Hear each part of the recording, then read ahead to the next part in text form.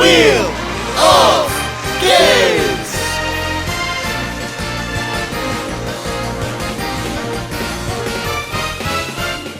Hi, I'm bigcal, and welcome to my world. Today is the end of the month, which only means one thing: Wheel of Games, where I spin this lovely wheel, and whatever it lands on, I have to buy something in that category for the next month, play through it, and make a video on it. So it landed on under £5 last month, which meant I had to find a game or games under £5 to play through and show off in this video. So I did indeed get one game for the Nintendo DS, and I picked up Project Rub. That's right, kids. Grab your DS and start rubbing. Project Rub, or as it's known in North America, Feel the Magic XX/XY, which is slightly less egregious, I'm sure you'd agree, or I Would Die for You in Japan, which is, still better than Project Rub, is a collection of minigames built around the DS touchscreen and microphone. And yes, it does sound like WarioWare, right? Which is exactly the reason I picked it up, because I adore WarioWare touched on the DS. Can this Sonic Team effort live up to that kind of standard?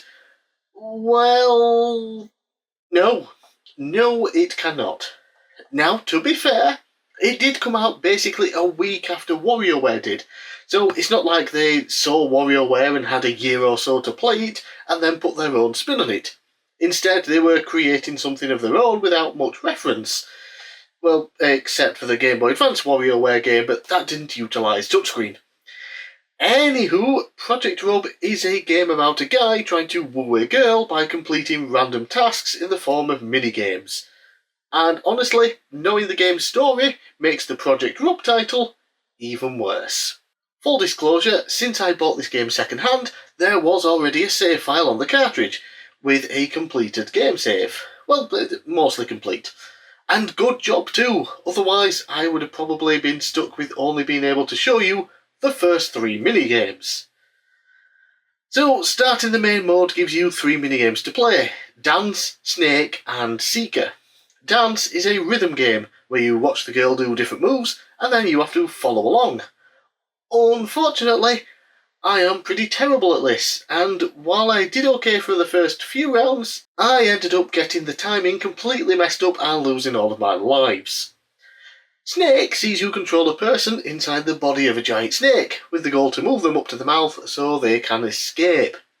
I was good at this for the most part, and then I just get to one of the rounds and seem to hit everything in my path for seemingly no reason, and I wasn't able to finish all of the rounds. I don't know why. And then finally it was Seeker. You are shown an item on the top screen, and then you have to rub away sand on a beach to uncover the correct item. There are multiple items in the sand, but only one is correct. Sometimes it's the colour, sometimes the shape, and sometimes the pattern. This is mostly fine in the sense that I would do well at it, but it's also very, very boring. If I did not have the save file already on the cart that allowed me to play individual minigames at my leisure, I probably would have ended the video by now. Right then, let's have a look at the other minigames. Not all of them have been unlocked, but there are at least more than 3.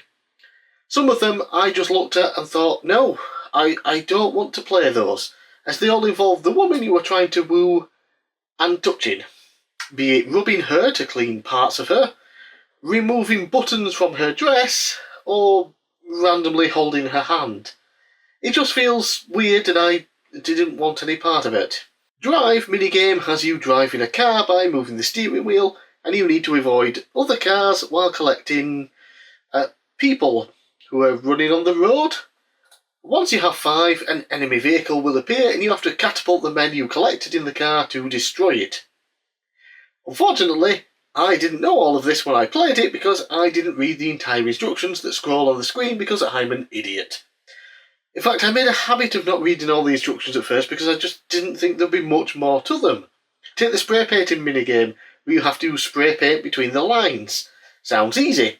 However, people fall in front of you and you're supposed to stop painting. I wasn't expecting this to happen and lost. Then there were a couple of games that are essentially the same thing. Rub a person or a goldfish as quickly as possible to move them up to escape either sand with an ant at the bottom or a person's body before you get digested. These are tedious as all hell, and I just got utterly bored with them. Parachute makes you type out numbers that appear on screen to open up parachutes for people, otherwise they fall and die. Again, it's just tedious. The only game I completed in full was Microphone, because it was incredibly easy.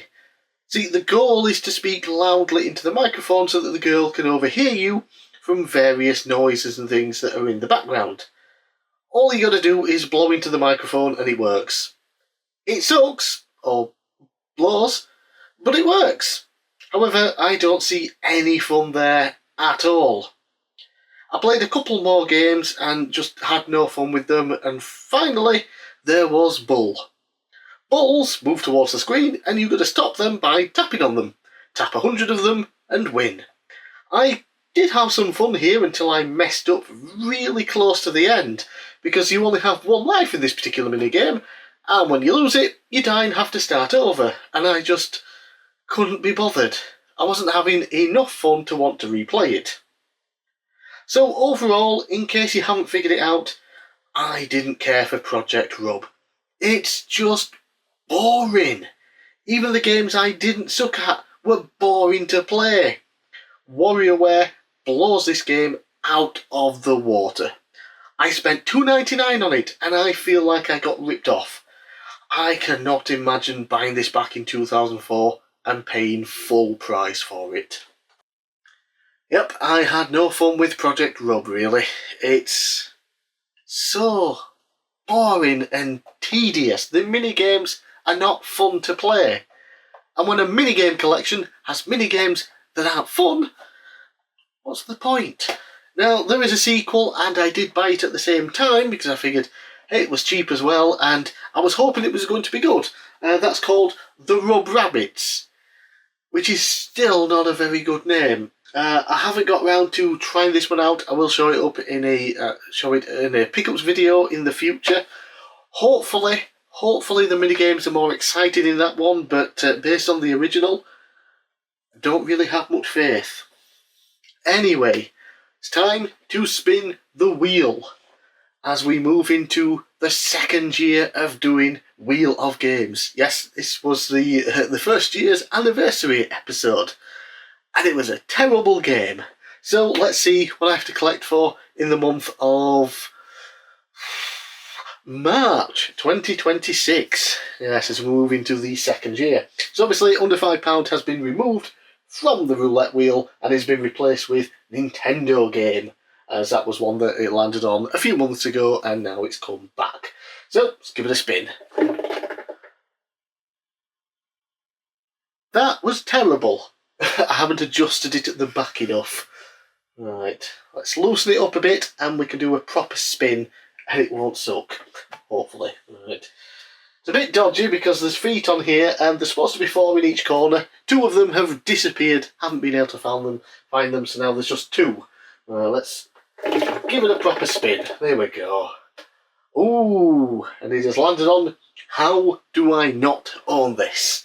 So this category is basically for me to buy a game that, by all rights, I should own. Like, it has landed on this once before, and the game I bought for that was Spyro the Dragon.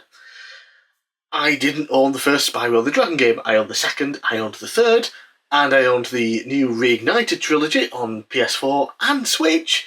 So I was a fan of the original Spyro trilogy, but I just never got around to buying the original game. So when it landed on this category last time, that's the game I bought. So that's an example of what could happen. A game in a series that I love that I don't yet own, or a game that's just so bloody good, it's like, yes, I should own that. Why do I not own that yet? So yeah, definitely some options there for me to buy. Well, I'm bigcal, thanks for watching. Let me know down in the comments below what you think of Project Rub. Am I completely wrong in my dislike / utter hatred for it? Is it not actually dull and boring? It is though, trust me. and what games should I look out for to buy next month with the whole how do I not own this category. And I'll see you again next time.